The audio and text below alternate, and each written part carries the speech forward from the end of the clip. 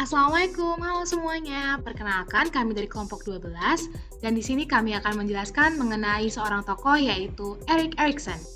Sebelumnya perkenalkan anggota kelompok kami yaitu Indra Wahyudi, Fairuz Firdaus, saya sendiri, dan Irda Sahira. Pertama-tama, siapa sih Erik Erikson itu? Erik Hamburger Erikson atau yang terlahir dengan nama Erik Salomonsen, ia dilahirkan pada 15 Juni 1902 di Danish dekat kota Frankfurt, Jerman. Erikson merupakan seorang pakar psikologi perkembangan dan psikoanalis berkebangsaan Jerman. Ia dikenal akan teorinya akan perkembangan psikososial manusia. Ketika sedang mengajar seni di sebuah sekolah di Wina, ia mendapati sekolah tersebut mempraktekkan teori psikoanalisis di bawah pengawasan oleh putri dari Sigmund Freud, yaitu Anna Freud. Di sana, Erikson mempelajari spesialisasi tentang analisa psikologi pada anak-anak, lalu ia juga mempelajari metode Montessori dalam pendidikan yang memfokuskan pada perkembangan anak dan tingkatan seksualnya.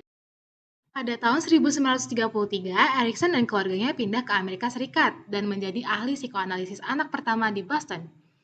Penelitian-penelitian yang ia lakukan kelak menjadi dasar dari teori psikososial Erikson yang terkenal tersebut.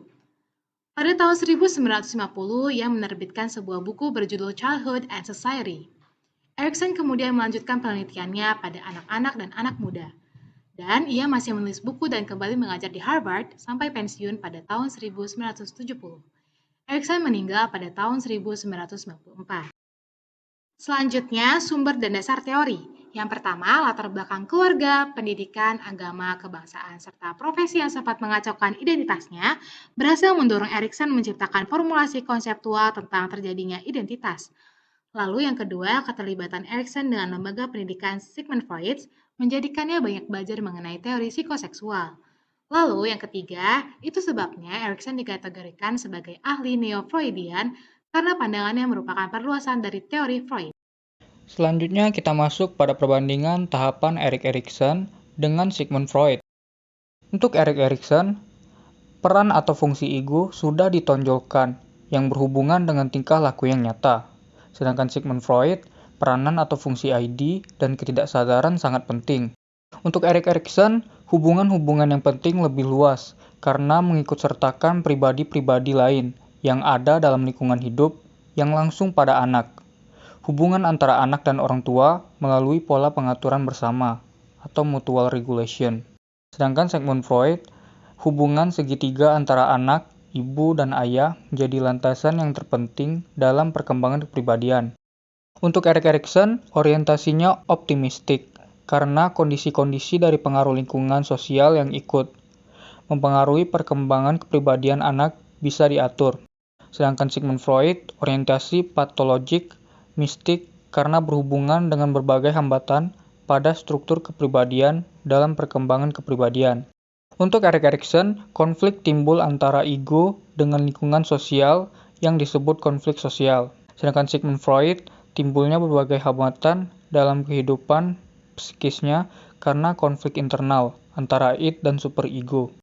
Untuk Erik Erikson menempatkan titik tekan yang lebih besar pada dimensi sosialisasi, sedangkan Sigmund Freud menempatkan titik tekan yang lebih besar pada dimensi psikologi. Lanjut pada ciri khas psikologi ego Erikson. Erikson menekankan kesadaran individu untuk menyesuaikan diri dengan pengaruh sosial. Pusat perhatian psikologi ego adalah kemasakan ego yang sehat, alih-alih konflik salah suai yang neurotik. Erikson berusaha mengembangkan teori insting dari Freud dengan menambahkan konsep epigenetik kepribadian. Erikson secara eksplisit mengemukakan bahwa motif mungkin berasal dari impuls id yang tak sadar. Namun, motif itu bisa membebaskan diri dari id seperti individu meninggalkan peran sosial di masa lalunya. Fungsi ego dalam pemecahan masalah, persepsi, identitas ego, dan dasar kepercayaan bebas dari id. Membangun sistem kerja sendiri yang terlepas dari sistem kerja id. Erikson menganggap sebagai sumber kesadaran diri seseorang selama menyesuaikan diri dengan realita. Ego mengembangkan perasaan keberlanjutan diri dengan masa lalu dan masa yang akan datang. Lanjut pada teori psikososial anak. Banyak teori mengenai perkembangan psikososial. Yang paling banyak dianut adalah teori psikososial dari Erik Erikson. Teori psikososial dari Erik Erikson meliputi 8 tahap yang saling berurutan sepanjang hidup. Hasil dari tiap tahap tergantung dari hasil tahapan sebelumnya, dan resolusi yang sukses dari tiap krisis ego adalah penting bagi individu untuk dapat tumbuh secara optimal. Ego harus mengembangkan kesanggupan yang berbeda untuk mengatasi tiap tuntutan, penyesuaian dari masyarakat. Berikut adalah 8 tahapan perkembangan psikososial menurut Erik Erikson.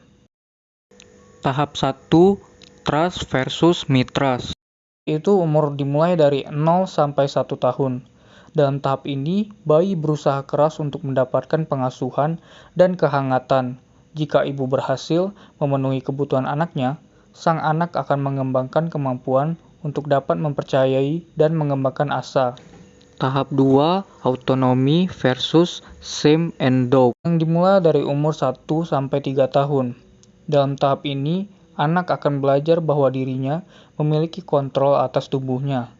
Orang tua seharusnya menuntun anaknya, mengajarkannya untuk mengontrol keinginan atau impuls-impulsnya, namun tidak dengan perlakuan yang kasar. Tahap ketiga, inisiatif versus guilt, dari 3 sampai 6 tahun. Pada titik ini, anak-anak mulai menunjukkan kekuatan dan kendali mereka terhadap dunia melalui pengarahan permainan dan interaksi sosialnya. Anak-anak yang sukses pada tahap ini merasa mampu dan bisa memimpin anak-anak lain.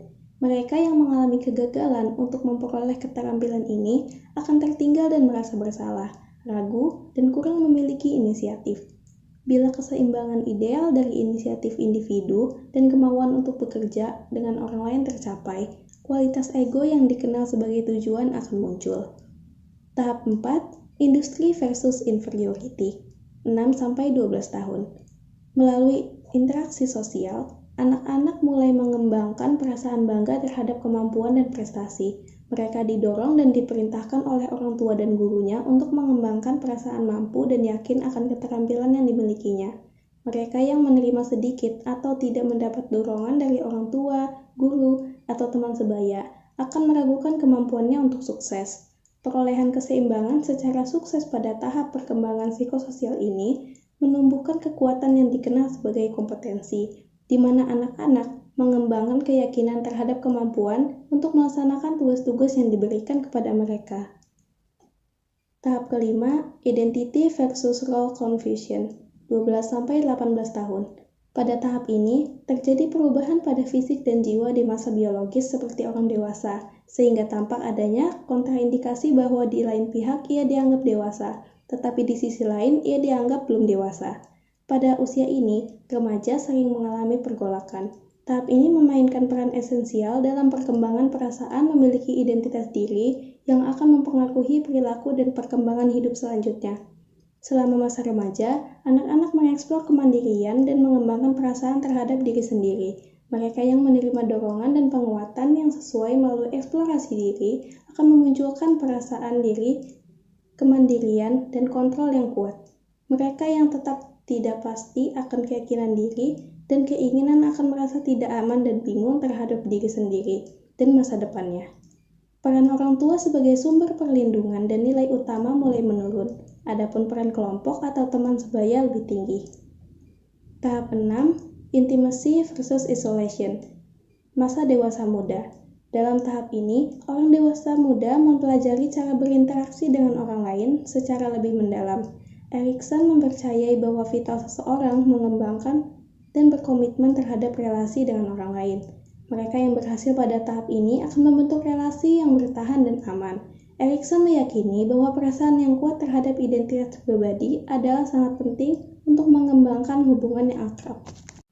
Studi menunjukkan bahwa mereka yang kurang memiliki perasaan terhadap diri sendiri cenderung kurang berkomitmen dalam berelasi dan mereka lebih mengalami penderitaan isolasi emosional, kesepian, dan depresi.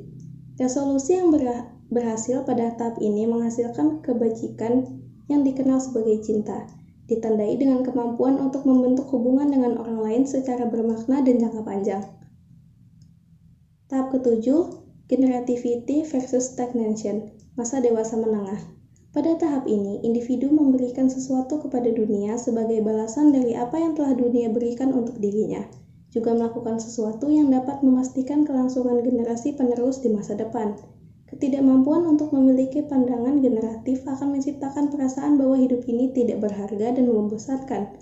Bila individu berhasil mengatasi krisis pada masa ini, maka keterampilan ego yang dimiliki adalah perhatian. Tahap 8, ego integrity versus despair, masa dewasa akhir. Tahap perkembangan psikososial yang terakhir terjadi selama usia tua dan terfokuskan pada refleksi kembali kepada kehidupan. Pada masa ini, orang melihat kembali pada kejadian dalam hidupnya dan menentukan apakah mereka bahagia dengan kehidupannya selama ini atau menyesali hal-hal yang telah diperbuat dan tidak diperbuat olehnya. Mereka yang tidak sukses selama tahap ini akan merasa bahwa kehidupan mereka telah sia-sia dan akan mengalami banyak penyesalan. Individu tersebut akan memendam perasaan kepahitan dan putus asa.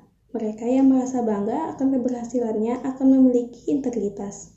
Keberhasilan melewati tahap ini berarti mengenang kembali masa lalu dengan perasaan puas dan hanya sedikit penyesalan.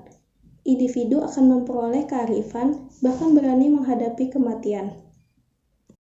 Kelebihan teori Erikson. Sebenarnya, teori dari Erikson adalah pengembangan dari teori Freud. Banyak orang yang lebih memilih teori Erikson daripada Freud karena Erikson mencakup seluruh masa dan tahapan kanak-kanak hingga usia lanjut, sementara Freud hanya sebagian di antaranya, yaitu sampai masa remaja. Lalu banyak orang tidak percaya bahwa manusia hanya didominasi oleh naluri seksual mereka, seperti yang dinyatakan Freud. Erikson menangkap banyak masalah utama dalam kehidupan yang menjadi dasar pembentukan teori psikososialnya tersebut. Teori psikososial Erikson dianggap lebih realistis karena membawa aspek kehidupan seperti sosial dan budaya. Setiap teori tentu memiliki kelebihan dan kekurangannya sendiri. Namun teori psikososial Erikson telah mendasari banyak metode pendidikan dan pengasuhan terhadap anak-anak usia dini. Para orang tua pun dapat mendasarkan pola pengasuhan mereka kepada teori ini jika menginginkan anak terbentuk dengan baik dan memiliki kepribadian serta karakter yang positif. Sekian video dari kelompok kami. Mohon maaf apabila terdapat kesalahan. Semoga setelah menonton video ini, kamu dapat lebih memahami tentang teori Erik Erikson.